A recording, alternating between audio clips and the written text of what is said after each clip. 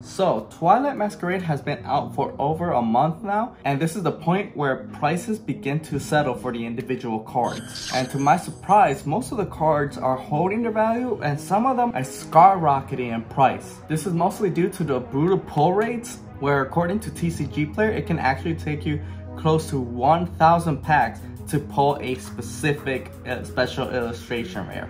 Well, what if I told you that you should be thanking the Pokemon card company for the brutal pull rates? Let me explain. Alright, and this is actually going to be my first booster box of Twilight Masquerade.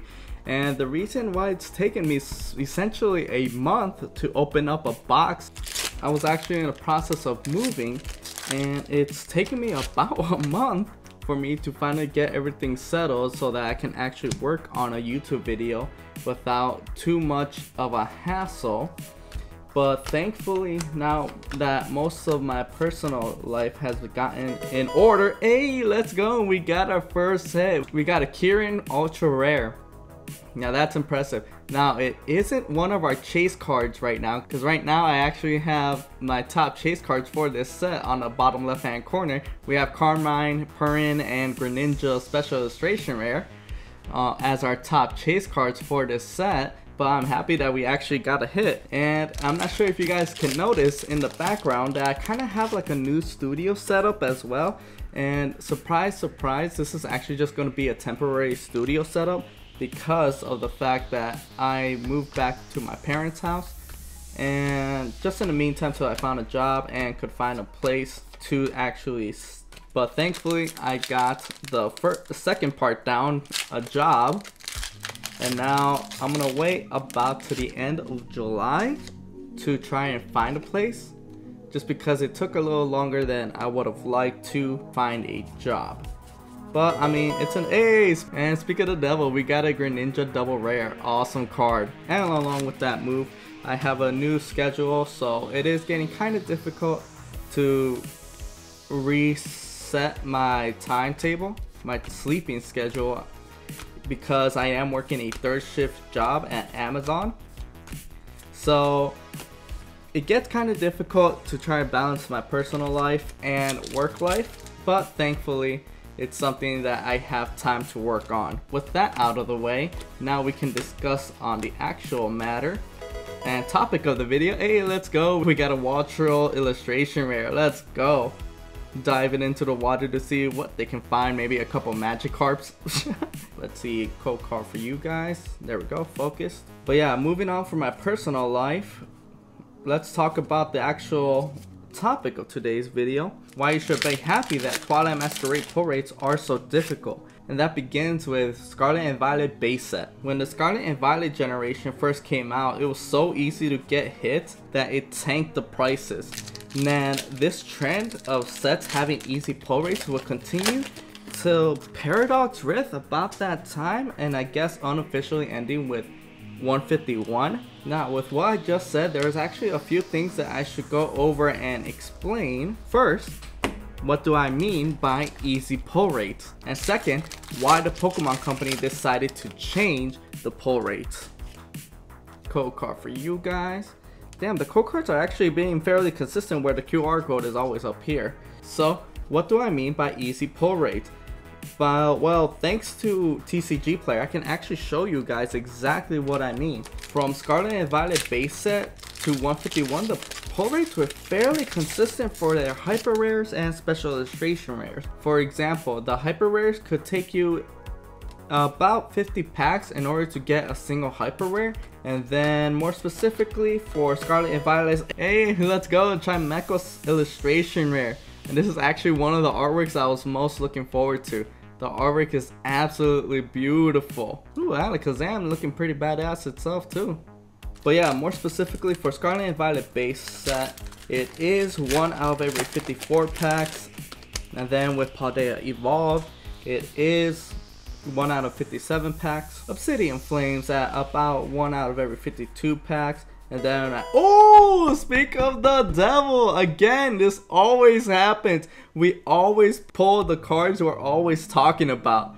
And we got our hyper rare already. We haven't even discussed how many packs it actually takes to pull a hyper rare. So you're gonna want to stay tuned because this is an outlier for sure. But yeah, and Obsidian Flames with 1 out of every 52 packs, and then with 151 it's 1 out of every 51 packs. I see what you did there, Pokemon, cheeky bastards. But what was I gonna say? Hey, we got Blood Moon Ursaluna EX. Let's go. Beautiful card. Now I'm really looking forward to that special illustration rare when we finally get to pull it, because that's gonna be a beautiful card. Now, why the easy pull rates? Well, it makes complete sense since a brand new generation was starting. You want to make the transition as easy as possible, so to lose the least amount of customers, which makes complete sense. But by the time we reach Paradox Rift, there we go, cold card for you guys, the pull rates got harder. To pull any hyper rare, it would take you on average, hey, let's go, and we got an ultra rare of Dragapult EX. It would take you an average of 86 booster packs just to pull any one hyper rare card, making it nearly twice as hard as the first 4 sets of the Scarlet and Violet era. And as if that wasn't bad enough, when Temporal Forces and Twilight Masquerade came out, it doubled again, taking us roughly 140 packs to pull any one hyper rare card. Now you see exactly what I mean about that hyper rare being an outlier, but I am also opening up a booster box. So I mean, booster boxes have an unofficial guaranteed. What is this? A Heath Flame Mask Orgapon EX. Let's go. I've been hearing that the Orgapons have been extremely playable in the actual TCG, and a lot of people are saying that the Twilight Masquerade is mostly for the players, which I mean makes sense comparing that we actually need to support the TCG. But now let's talk about the special illustration rares. For the first 4 sets of the Scarlet and Violet era, they would be an average of 1 out of every 32 packs. Now, I am surprised at the fact that they did decide to keep the pull rates pretty consistent. We got an Ace Spec card right there for the TCG. But yeah, I'm very surprised that they kept it very consistent, even though it was a specialty set in there with 151. But with Paradox Rift, the Pokemon Company decided to increase the difficulty as well. Cold card for you guys, there we go. With Paradox Rift, it increased to 1 out of every 47 packs, and Paldean Fates to 1 out of every 58 packs. Then, as if that didn't make it hard enough, they decided to nearly triple the difficulty with Temporal Forces and Twilight Masquerade, with them being at 1 out of every 86 packs.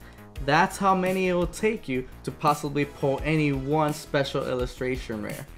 And if you're talking about trying to pull a specific special illustration rare, it could actually take you all the way up to 1,000 packs to pull a specific special illustration rare. That is crazy.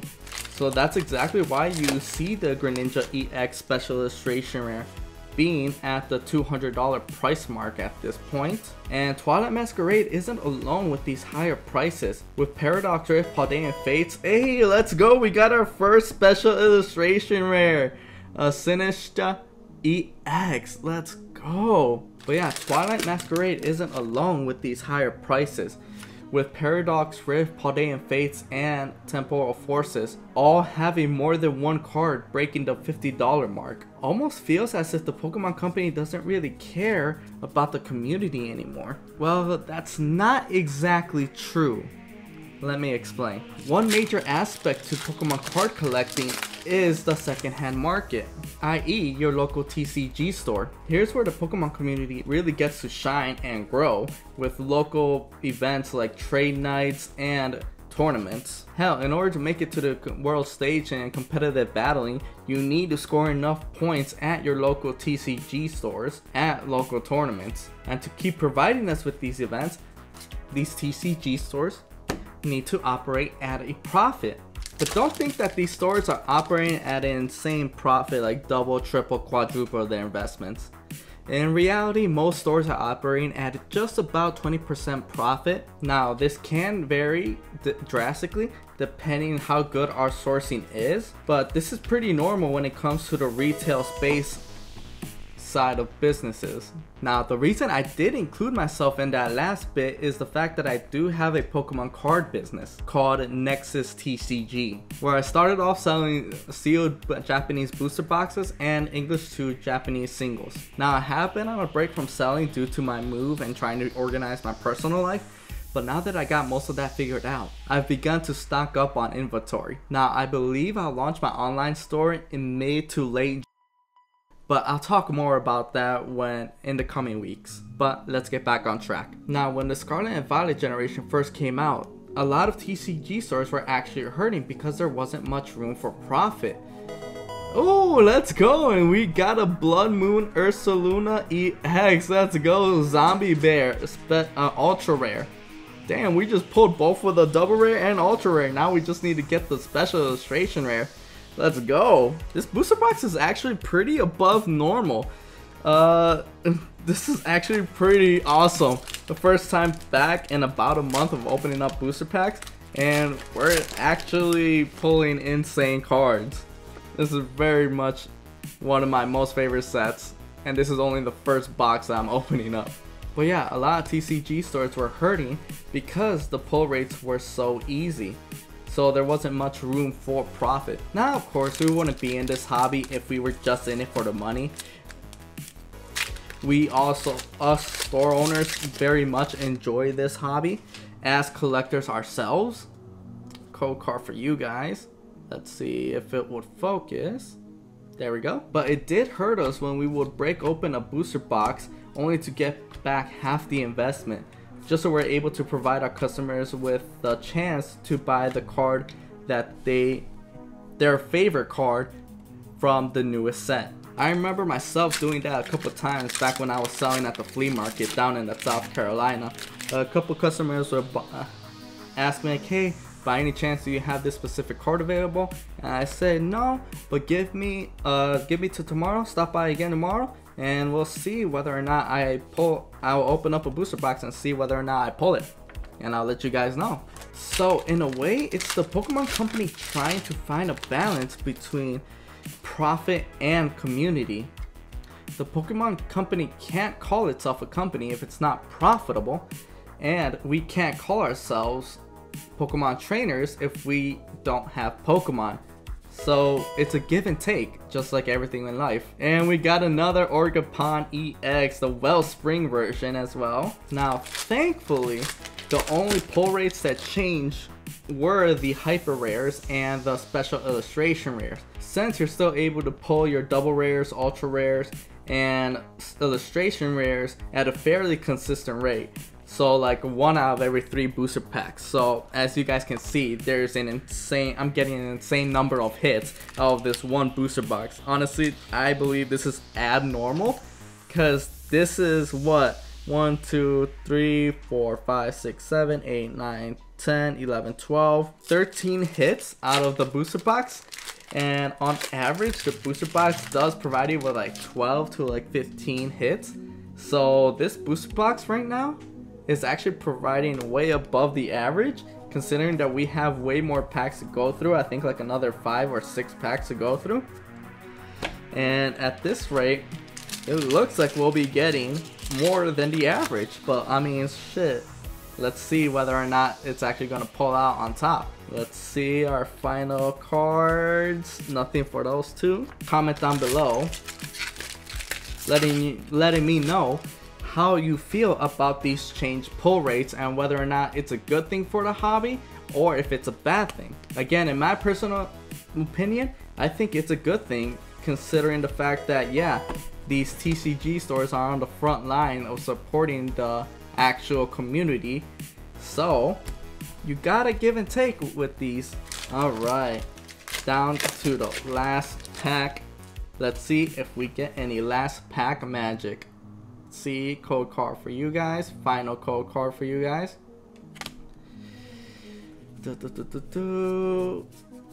Oh, let's go! We put another illustration rare for Frostlass. one of my most favorite Pokemon, if my camera would focus, there we go. One of my most favorite Pokemon, since in in Emerald, I would always get a Frostas whenever possible and play it on my team because of the Ghost Icing type. It was very, very awesome. Or is it just an ice type? I actually can't remember, and I used to play that. I used to use that Pokemon all the time in my actual team. So, shit. I can't remember. You guys can let me know down in the comments. So, I'm actually very surprised because we got, what, 1, 2, 3, 4, 5, 6, 7, 8, 9, 10, 11, 12, 13, 14, 15. 15 hits out of this one booster box. So, this, in terms of pull rates, you're able to get like 1 out of every almost 2 packs. I'm not sure if that was just because it's a booster box and this booster box was way better than average, but I mean, shit, I had a wonderful time opening up this booster box. But don't forget, guys, mid to late July is when I'm going to be launching my online TCG store, Nexus TCG. We'll be having Japanese booster boxes to English product and individual cards for English and singles. Don't forget to hit the subscribe button and comment down below. And I think you'd want to watch this video on my left hand corner right here. And it's actually something you might want to check out because there's actually some good points when it comes to collecting Pokemon cards. But this has been Nexus Alexis. And here's where Pokemon cards and video games come to play. And no matter how hard your road to victory is, train on, gamers.